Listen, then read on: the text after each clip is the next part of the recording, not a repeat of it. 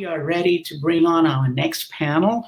And our next panel is going to actually walk us through, as promised, with a tabletop incident response type practice. So you can you hear the terms, you hear about how all of this is done, but CenterPoint, another great corporate citizen and a great friend and sponsor to the Cyber Houston effort, is going to run this panel. So let's bring on Paul and Mel Navarez, please, and then they will bring on their panel. So let's bring on Paul as well. Awesome. Welcome, folks. Welcome, guys. Mel and Paul, thank you. Good morning. Good morning, guys. Wanted to thank everybody this morning for being here at our 4th annual Cyber Summit. Wow, unprecedented times. This is the first time we do this virtual. Everything I've seen so far has been wonderful. Thank you very much for being here with us, and good morning. In some cases, maybe good afternoon already.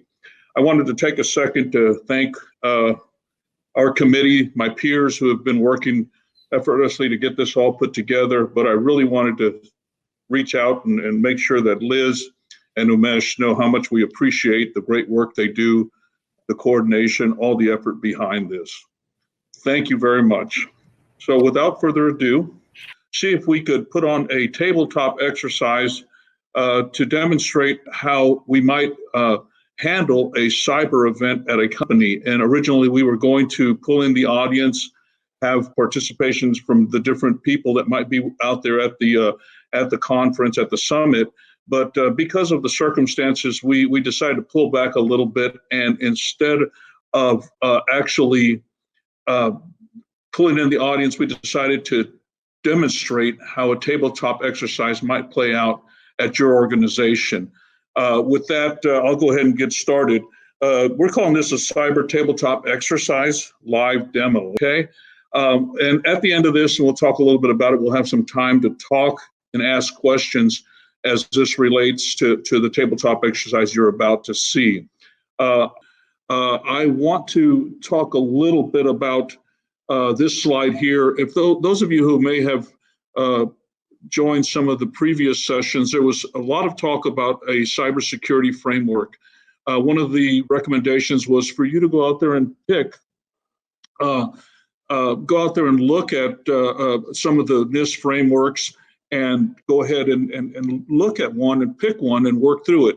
We're familiar with the NIST Cybersecurity Framework, and for this exercise, I was going to concentrate on a couple of areas, right? One in the detect, because there's different ways that you can actually be notified of an event, and then of course how you respond to it. So I've circled this in red, wanting to make sure that we concentrate on this. And this is how the anomalies, the information might come in from your help desk, might come in from your cybersecurity operations center, or even a vendor might call you and say, hey, we're seeing some things you need to be aware of. And then of course how you respond. Communications, not just internally to your operational teams to bring your tiger team together, so to speak, but and then upwards communications to your organization, whether it's through a corporate communications mechanism, or if you eventually have to go externally, how and who will handle that for you. So I just wanted to put a little bit of reference around the cybersecurity framework and how it ties back to creating a cybersecurity incident plan that you can use. So I'll go on to slide 3, please. So the purpose of this exercise was to demonstrate a cyber incident response plan tabletop exercise using a real-life scenario in today's business world. We will also have time to discuss why your company should conduct regular tabletop exercises and how they help your company during an incident, and leave some time at the end of this session for questions and answers from anybody on the panel or a CISO. Okay, slide 4, please.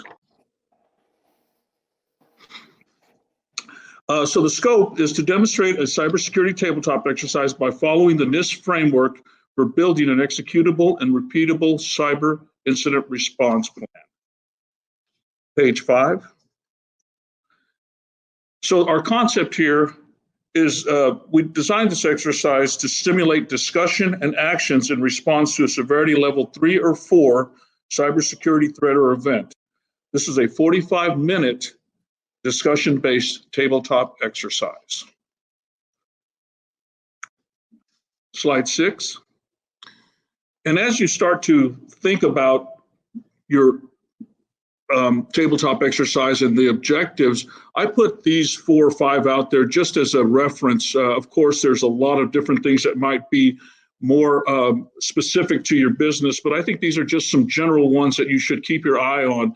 You want to evaluate your cybersecurity protocols and procedures. Are your processes in place? Do you know what to do next? What are the steps you should be taking? Understand the roles and responsibilities of all of your team members, who does what, when they need to be activated, when they need to be communicated to. And then a really important piece of this is to test your internal and external communications and escalation processes. That could mean that you're going to have to get a hold of some external parties, FBI, maybe some of your peers, your vendors, get some help. So understand how that all works as well. And then a very important piece of this is to document places in the plan that need to be improved. Once you go through this a couple of times, you'll find some areas that, somebody will tell you it didn't work well, or we need to improve, or we forgot to include this group. And you'll see at the end of this presentation, we've got a section for those type of things. We call it a whitewash section, what went well, what didn't go well. And then you can always collect that information and take action on those, on the input you might have gotten from the teams involved. Okay, slide 7, please. So in order to pull this off, I had to talk to a few of my peers and ask them to please help me out a little bit, since we changed gears a little bit. So I've got a host of people from CenterPoint Energy that are going to help me. I've got the manager of the help desk, Eric Negron, will play that part. Manager of Cybersecurity Operations Center, Chris Ford, and he's pretty good at that because that's his regular job anyway. We got the manager of the Operations Center, Joey Goutron, and Joey plays a very important role in what we do, and you'll see that in just a little bit. And then we've got the manager of corporate communications, Karen Mitchell. You know, she's the face of the company. She's the one that's going to go out there and make sure that we're communicating not only to our internal company, but what information that needs to be communicated externally. We've got Paul Huttenhoff, who's going to play put on several hats for us. He's going to act as an executive. He's also going to act as a CISO, and he'll also have some input from a legal perspective as well. So Paul, thank you for joining us today. And then we've got a company called High Impact who's going to actually throw a curve at us in a little bit, and Natasha Vanover will be their representative for the adversary part of this. Page 8, please. So I'm going to go ahead and begin the exercise at this point. Okay, let's go ahead and go to slide 9.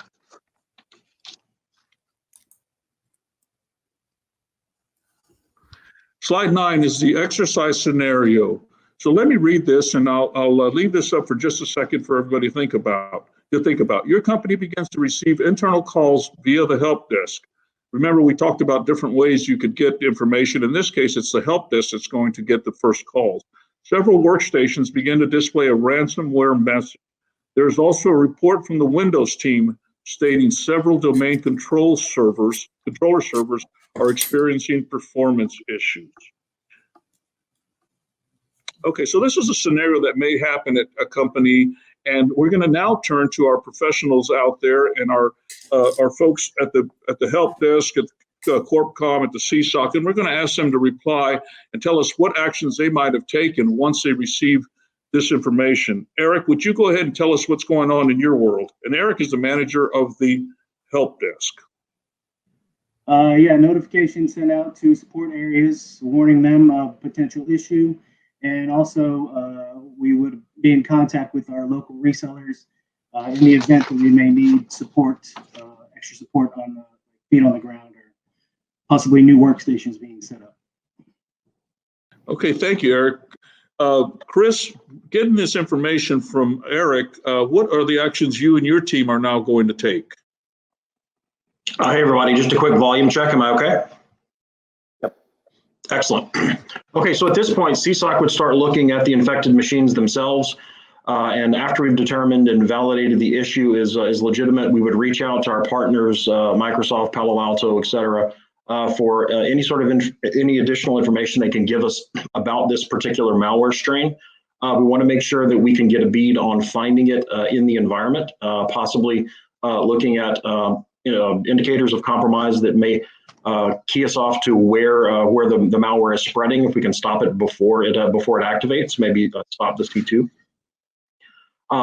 We notify the TSCC, our Technical Operations Center, about the incident, and then we would investigate and reach out to additional resources for information gathering about the malware itself. And then I would ask TSCC to open a bridge to start gathering resources to discuss this further among other groups in the company. Thank you, Chris. How about Joey? Now Chris has reached out to you, going to let you know that we've got some things going on. He's got a little bit of concern. What are the actions you're taking? All right, so at this point, we've been reached out by the CSOC, and then we'll be setting up a technical bridge, and then we'll be assigning an incident commander. We'll work with the incident commander to get the details of the technical bridge, and we'll be communicating to the infrastructure disciplines and application teams to get them all engaged within the same bridge to start coordinating mitigation for these issues. Hey, Joey, thank you very much. Chris, there's lots of information coming out, and probably maybe some questions that I might ask you. Would you maybe have escalated this to your internal upper management, your director, your CIO, your CISO? If so, do you think he might have some questions? Chris, any comments on that? Yeah, absolutely. As soon as we see any sort of lateral spread of a particular strain of malware, be it ransomware or information stealing, that definitely is a higher tier incident, and it would warrant escalation to upper levels. At that point, they would probably have questions about impact to operations, impact to user information, PII. So those are the things that we would definitely want to escalate immediately. Okay, so at 10 o'clock, your company receives a message via an anonymous phone call to your executive office demanding a ransom payment to unlock workstations infected by the virus. So now we have Natasha Vanover, who is representing High Impact. Natasha, you're on. Tell us what you got. By now, you've seen High Impact's message popping up on workstations across your network. So sorry for the maze of chaos. All your files, documents, databases, and important data have been safely encrypted with reliable algorithms. You can't access the files right now, but don't worry. Get them back with a few easy steps and $1 million US in Bitcoin. We have also downloaded data from your network, so if you wait too long to pay us, we'll start releasing it. The sooner you pay, the sooner we will remove all your data from our disks and provide you the decryptor. The only way to restore your files and be safe from data leakage is to purchase a unique decryptor key for your private key, which is stored securely on our servers. To purchase the key, visit the website provided in our note in a special Tor browser and follow the instructions on the page. Use the special key provided in the note so we can identify and authorize you. Here at High Impact, we understand your stress and worry that we may be bluffing. So out of the goodness of our hearts, we're giving you a free opportunity to test the service and instantly decrypt one file from every system in your network. The clock is ticking. Wow, that's pretty intense. Okay, Eric, being the manager of the help desk, can you update us on where you're at this point? And then we'll kind of go around the room and see what's going on with this latest bit of information from each of the respective areas. Go ahead, Eric. Yes, so at the help desk, we would continue to field calls, awaiting any further directions from the CSOC and assisting where needed, also having several vendors on standby in case we need their assistance as well. Okay, thank you.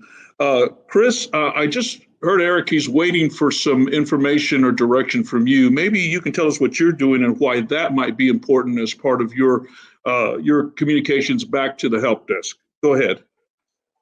Absolutely. So at this point, we would have validated the source of the malware and would be working with the various infrastructure teams to isolate the infected machines as quickly as possible.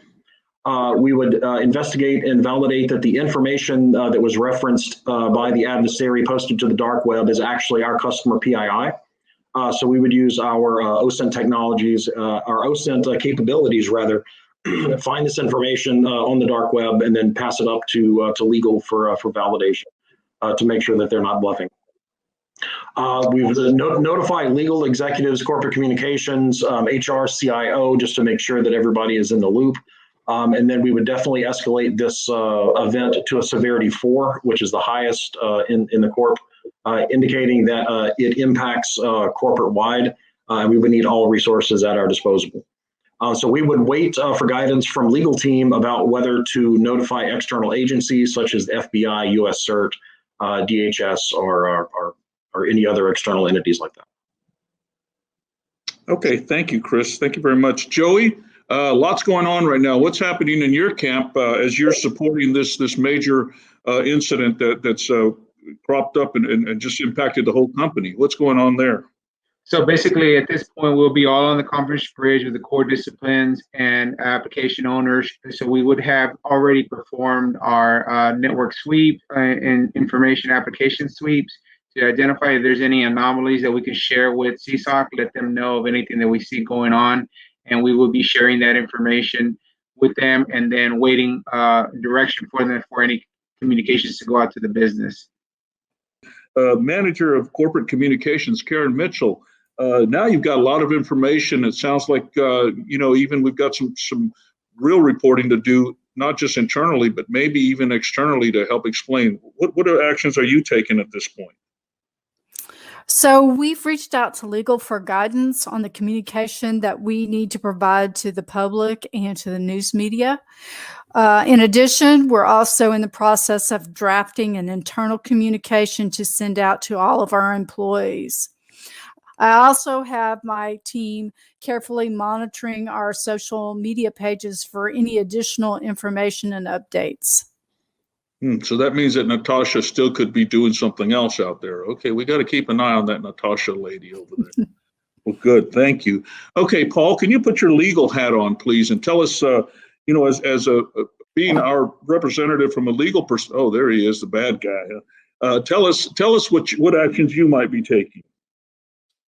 So from a legal standpoint, based on just the claims from high impact, there is a reasonable likelihood that our customer PII may have been compromised. And so we're going to go ahead and activate our breach response plan and start, preparing for that kind of a response. Part of that will be, not everybody can be good at everything. So we have contracts with external counsel to work with us on breach response. In this case, where there's a potential for a ransom payment, we actually have a retainer with a specialty legal firm that does ransom payments. And so you want to know, where do you get $1 million in Bitcoin? If you did want to pay, which we don't right now, there are specialty legal companies that pay ransom that we have a relationship with, retainer with. So we'll get those things started. Okay, good. Thank you.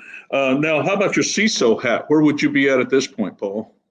I'll be back talking about the business leadership and our CSOC team. One, confirm we have containment, and it sounds like we believe we do, and so that's a good first step. While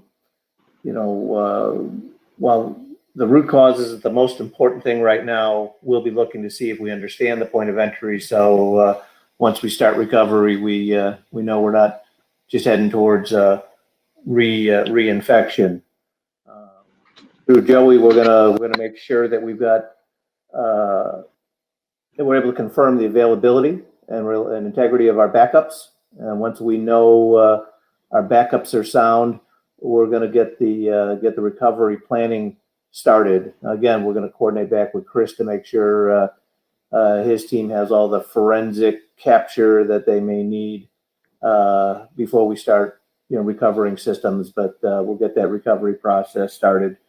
Also, probably looking to share relevant information with our peers that are the other utilities and through the ISACs that we participate in, both to learn if others have seen something like this and what experience they've had, as well as to share the information for the benefit of others who may be impacted. Of course, we'll do this in cooperation with our friends from legal to let us know what we can and can't say as we're sharing that information. Oh, thank you, Paul. Okay, got a question for Natasha. How do we know really? Have we got a copy of the encryption key to test those files? Have we unlocked them? Thank you, Joey.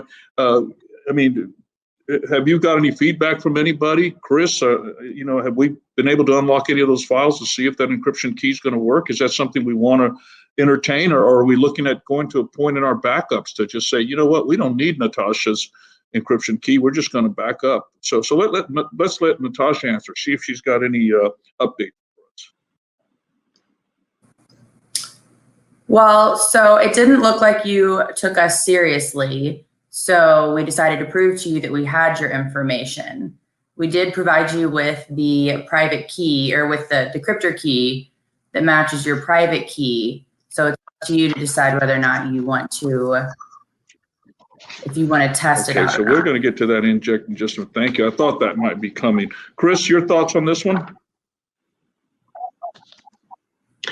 So yeah, we would absolutely take this seriously, and we would want to know if there was any way to decrypt the files. There are sources, depending on the specific strain of malware, where decryptor keys are available for public consumption. There's a project on the web that actually is responsible for providing decryption keys for known strains of malware. So that would be one of the first things that my team does is look at those sources. And use the resources at our disposal to see if they're using an older strain of malware which has been broken already. Okay, thank you. Okay, let's go on to the next page, please. Let's see where we're at on our presentation.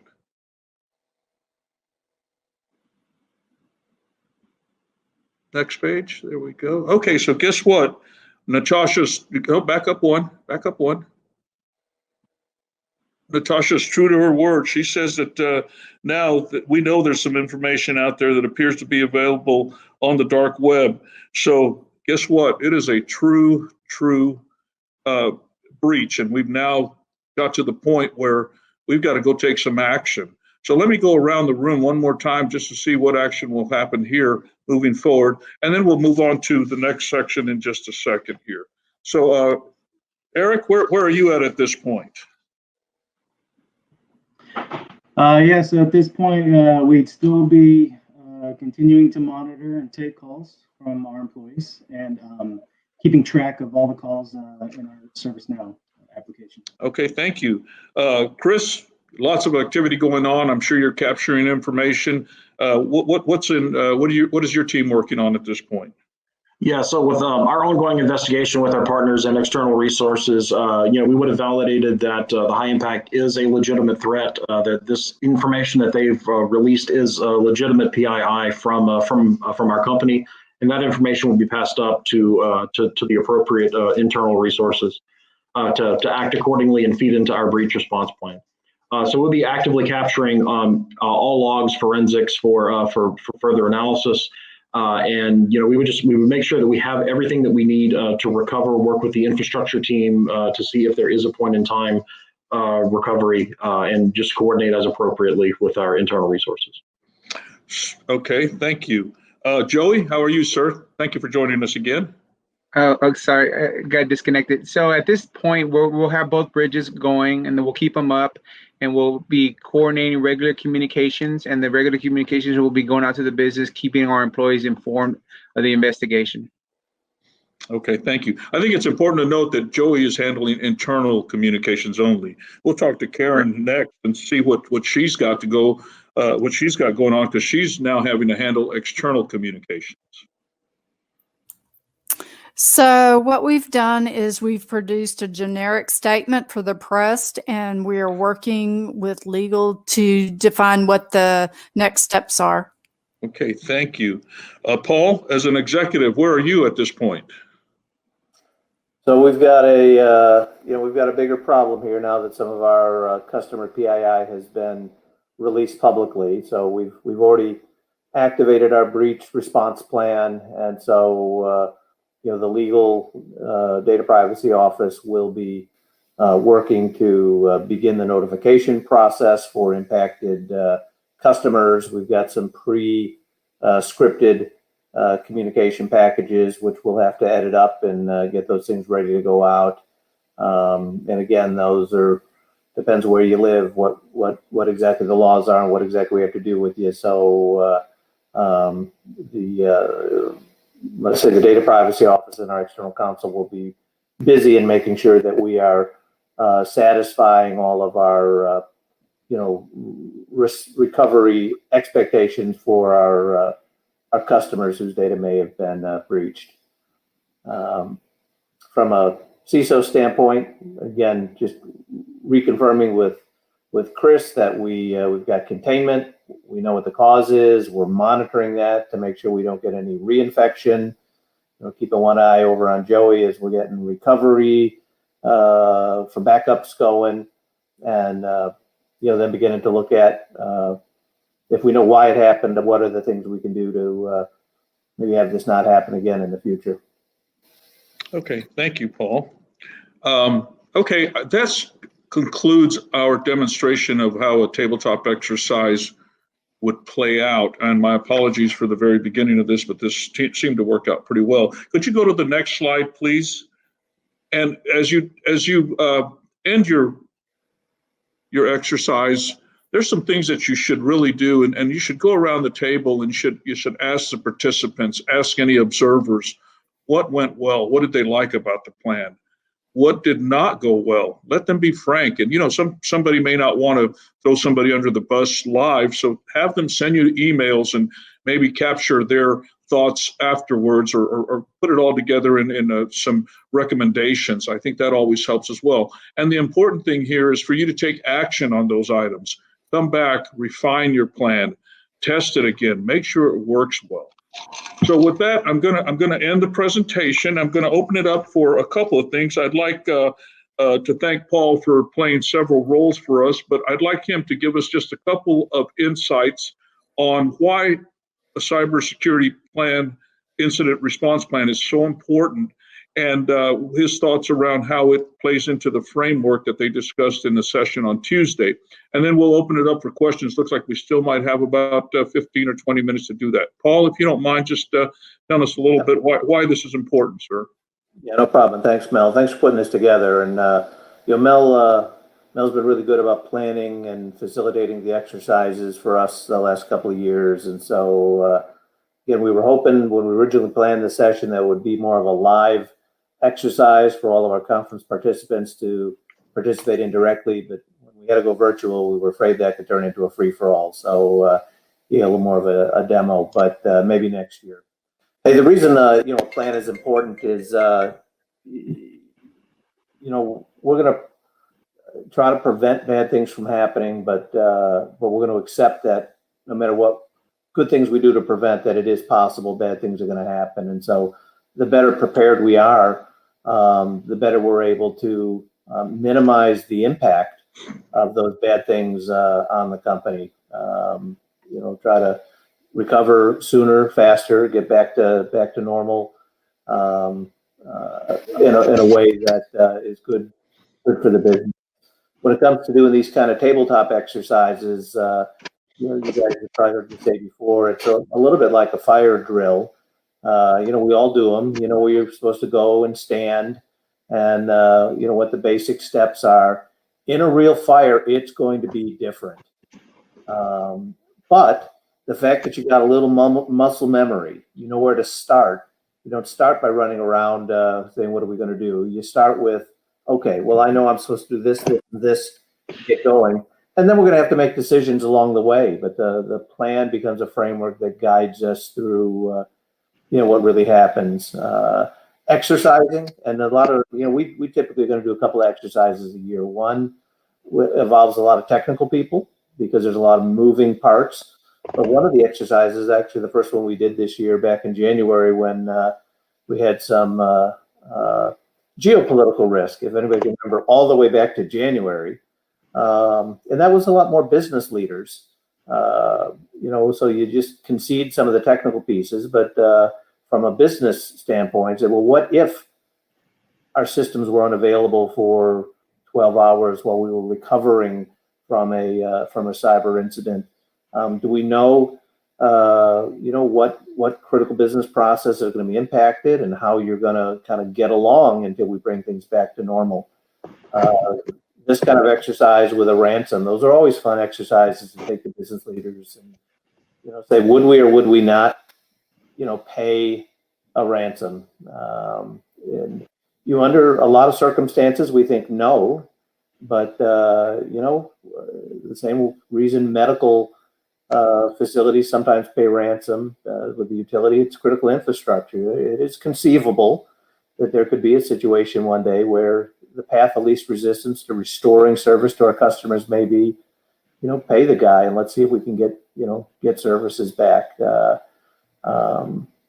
it's, outside the scope of this discussion, but obviously the best prevention for ransomware is good backups. And so the coordination with the IT function to make sure we've got the ability to recover from backup is critical.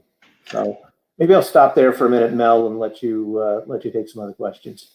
Well, thank you very much, Paul. I guess great insight. I think that kind of pulls it all together. That NIST framework helps you build on some of the things you spoke of and mentioned in the last couple of things you talked about. So I'll be quiet as well. Why don't we go ahead and open it up for questions? We've got about 9 minutes and see if we can answer a few of those. Liz, if you could help me make sure I don't miss anything. Any questions for anybody on the panel, for Paul, for myself? And thank you all very much for participating today. There's Umesh. It's on the screen. There are a couple of things that are being pushed. It says because Diana makes a comment. Correct. Yeah. So, I think it's a well-placed comment. If you want to kind of comment on that further, that'd be good. See, because it's not if, but when things will happen, and everyone, yeah. And having you don't want it to happen to you, but anybody who's had an incident or two, have those scars on their back. Well, that these things happen, and you get through them as best you can, and you try to minimize the impact on the business. Having a plan is good. Exercising the plan is even better to make sure you're in good shape to again minimize the impact of the incident on the business. Diana, thank you very much. Go ahead, Umesh. The other question that you kind of raised a little bit, you touched on, is always touchy, but you talked about it, to pay or not to pay, and to have licensed brokers. Could you just, for those that do decide to pay, could you share a little bit more about how to even find a broker? What are the steps they do to get that in case they do want to use a resource? This is one I uncovered a few years ago in the middle of an exercise like this, right? At some point you ask the question, where would I get a bunch of Bitcoin? Do I have the slightest idea where I would go and get a whole bunch of Bitcoin, even if I wanted to pay? And the answer is no, I don't.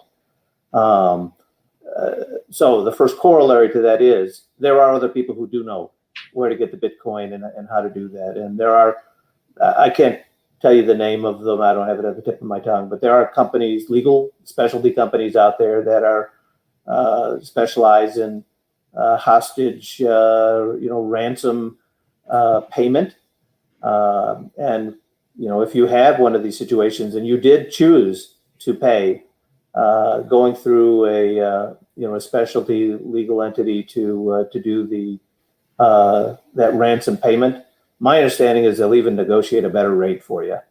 But they've got the resources and the experience to do that. That way, again, you're not running around with your hair on fire trying to figure out where in the world do I go? Where would I even get $10,000 of Bitcoin? I'm not prepared to do that. But there are others that do that, and so you pay the premium to have them do it on your behalf. Yeah, and so, actually you bring up a good point, because about 3 years ago, I had a friend who needed exactly that, wanted to pay with Bitcoin, and didn't quite know how to do that, and had to do quite a bit of research, and eventually found that I wanted to go with a US-based exchange, and there are some exchanges, and there are some people that are running and are regulated, and they have Bitcoin vaults. So you got to kind of do all of that due diligence. And then just setting up a Bitcoin account at an exchange doesn't take, it's not a 24-hour process. It takes normally 3 days to 5 days, and you've got to prove your identity. You've got to authenticate. You've got to wire funds. There are certain limits you have to go through to keep raising your limits. So there are quite a few steps. And sometimes if you're attacked with ransomware and you're going to be asked to pay in cryptocurrency, then you got to also learn how to, most of it is in Bitcoin, but sometimes they ask for a different currency, and then you got to be able to convert back and forth. So there are some issues there, quite a few issues. Yeah, and you could do it yourself. My advice is Third one of party. the things you're not going to have to do very often, and rather than you developing the expertise to do it, somebody already has, and it's a niche specialty kind of a deal. But some days when you need a specialist, hire a specialist. Yeah, I wonder if this is covered under an insurance policy somewhere. Who you reach out. I think Andy's talking about. Andy was talking about that. Yeah, there you go. Andy says if you have insurance, cyber insurance, you have to connect with them first because they'll tell you what to use. So yeah, thank you, Andy, for that insight. Well, talking about that, can we actually talk about cyber insurance and what's the role of cyber insurance and when do you get it and how much is enough, how much is not enough? This whole conversation around protect what you can and insure the rest.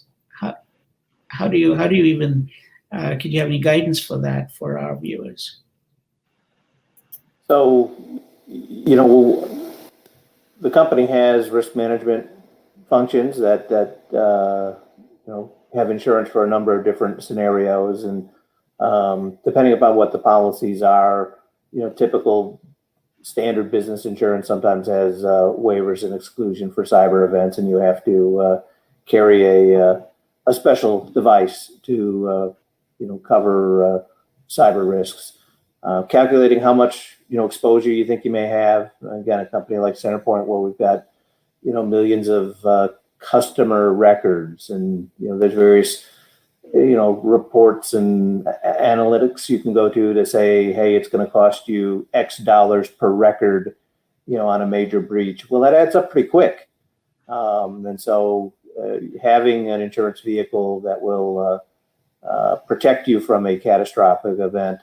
There's lots of reporting that goes into the application to give them some indication on what's the quality of your controls and what capabilities you have. That'll go into determining what the rate of your insurance for that amount of coverage is going to be. Hey, Paul, can you talk a little bit about vendor management? I mean, you think about the vendors that we use. If they're breached and they get your information, we're requiring some of them to carry insurance as well. Can you talk a little bit about that as well? I'm looking at Chris here. We probably have had 2 or 3 or 4 of those events already this year where we get a call from, a small engineering contractor that does some work for us, and they give us that call, that flounder call that says, hey, we had a problem over here. And in some cases, they'll tell us that, our data is safe and not impacted. And, there's going to be the day where they're going to say, yeah, and we think your data, may have been impacted. And, what happened over here? It's another vector when you have someone else handling your data, having some understanding of what their capabilities are. Back to the previous discussion, talking about competitive advantage, the day is going to come, and it's coming pretty quickly, where you are going to care what the capabilities are of the other guy to handle your data and take care of your data, because we see a lot now where, for companies like a CenterPoint, where, the expectation is you've got pretty good security, but maybe the path of least resistance is to find a supplier that you have a close relationship with, and you can breach the supplier and maybe get your way into the environment through that third party. So it's an area of concern. You got to look at it when you're getting into the relationship with the third party and how much data they're going to handle on your behalf. And Yeah, I know with CenterPoint, there's some expectations that people handling our data are going to have their own cyber insurance coverage. Thank you, Paul. So, we had this session just before you that Andy Sawyer with Lock Lord led around the benefits of certification. And he was talking about ISO and in particular. Are you seeing or requesting more of that of your vendor community? And are you seeing your vendor community respond to that? We have not yet gone to requiring all the providers to have that kind of certification. And again, there's all different types of providers. We got people that are cutting trees and clearing lines and doing really physical sorts of things that you don't necessarily expect them to have a lot of sophistication, but it is going to be a function of what kind of your data are they handling, and what kind of risk does that potentially bring to you from the work they're doing from you. When it comes to cloud providers, there's some standard, SOC 2 type of certifications that's just table stakes at this point. A couple of years ago, that was a nice to have. Now it's, listen, if you don't have that, you're an amateur, right? And you really do have to expect that. Talked the other day about the new CMMC. It's a government cyber maturity model certification that if you want to do business with the federal government, particularly the Department of Defense, they're going to expect that of you. And you don't have it, you're not going to play. Right. And so, I have a question for Karen. Karen, as the press person, you have a generic press. Could you walk us through what the scenarios really look like when you are escalating and working through the next phase after the general press release? I am not really normally the communications person. They were role playing for me, Umesh, but we can probably help answer that. Thank you, Karen. And that was very graceful. So what happened is I think that they've got a script and they've got set rules on what to follow, and always looking to legal for guidance. Clearly, that's the way that we're going to always communicate outwards. What does legal want us to say? What can we say? And once we bring legal in, you remember now all of our conversations are protected. I mean, they are all protected at that point. So it's important to bring legal in early on, follow their guidance, and only communicate what needs to be communicated outwards. Paul, anything you want to add there? Thank you, Karen. Sorry about that. I should have made that. I think you hit that right, Mel. We're going to have pre-scripted some communications, which generally aren't going to say much, right? We need to say something, but we're probably not going to say much in terms of details, because we may not even have them all at that point. But some of that's going to be pre-scripted, the language already worked out. So when you're in the heat of battle, you can pull that out, tweak it, and get it done while you're sort of getting your legs under you to figure out what's the next round of communication. When it is, a customer data breach, we've got some standard, verbiage that's, pre-drafted that might need to be tweaked, but it's pre-drafted. So if we, have an expectation that that's got to go out within, X number of days, that, you have a running start on getting those things together. I mean, every situation is going to be unique, and you may have to edit or modify some of those, but you start with some of those things in the bag, so you can at least get the first round out the door, cleanly, without having to put too much thought to it while you're still absorbing the impact of what's going on.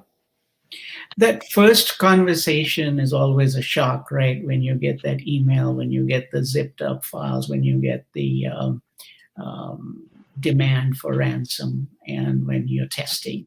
Natasha, you went through that so fast, and we were having some issues at that point with connectivity. But could you expand on that just a little bit to give people a flavor of what that really feels like and what that how one goes through that at that point? I also am. I've never been through one of those. Yeah. Go ahead. I'm going to point to my buddy Chris, because Chris is in our CSOC, and I get the biggest kick out of Chris. If you the first time you go through one of these things, it's really traumatic. Once you've done a couple, you realize that these things happen. And CenterPoint's lucky to have Chris. I always, when things are getting crazy, he smiles at me and says, "We love this stuff." And so, Chris, it is true. Yeah, no, it's true. And the first time you sort of face down one of these adversaries, it's traumatizing, because there's so much unknown. There's so much, there's so much at stake. You're worried about the safety of the company, the safety of your data, the safety of your systems. And the way that you overcome that is by drilling this process continually. You can never be comfortable if you're doing something for the first time in a live fire exercise.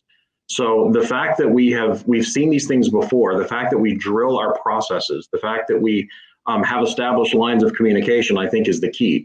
And I would like to highlight just one thing very quickly from a CSOC and a very technical point of view. The most important thing in my view for creating your cyber incident response plan and drilling it is looking at the lines of communication and make sure that you have very clear demarcation between your technical folks and your executive and your communication folks. The one thing I love about CenterPoint's cyber incident response plan is that my team and myself can focus on the technical issues and then turn over to the cyber incident response commander, who is Mel generally. And I can focus on the technical, I can focus on containment, and I can focus on the IOCs and facing the adversary. And Mel and Paul handle all of the communication and all of the other stuff. And that is an absolute blessing. And for all of our listeners, I would say that if you're crafting a cyber incident response plan, please keep in mind your technical people will have their hands full. They will have their heads down, and they don't need to be arguing or communicating with stressed out executives at that point. They want their head in the details. And that's I'm blessed to be at CenterPoint. I'm blessed to have a response plan that lets us do our thing in these events. I think that's an important point, is also to be battle tested and to keep your calm and to just work through the issues. And we've heard a lot about that over the last couple of days, and a great reminder again today. So great advice. Mel, Paul, do you have any last words of advice? I know that one can have the best plans, but if you don't practice them, if you don't, so give us some advice on what. Let me say a couple of things, and then I'll let Paul talk.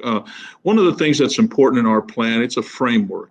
It's not always going to go just like it's written, but if you have a good framework, you can adjust, you can make those, pull in the right people when you need them. Practice. The communications piece is important. I think we touched on some very important pieces on when to bring in the right people, allow the technical people to do their work.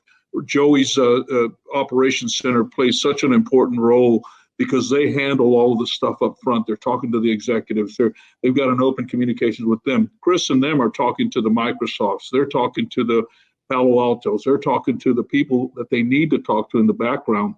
The last thing you need is an executive saying, well, I heard that guy say this. Why aren't we doing that? Well, it might not have made any sense to even say that, but Chris and his team know what to do with that. So it's important. And my final points are that build a plan, have it ready, have a framework, test it, make sure it works, pull in the right people.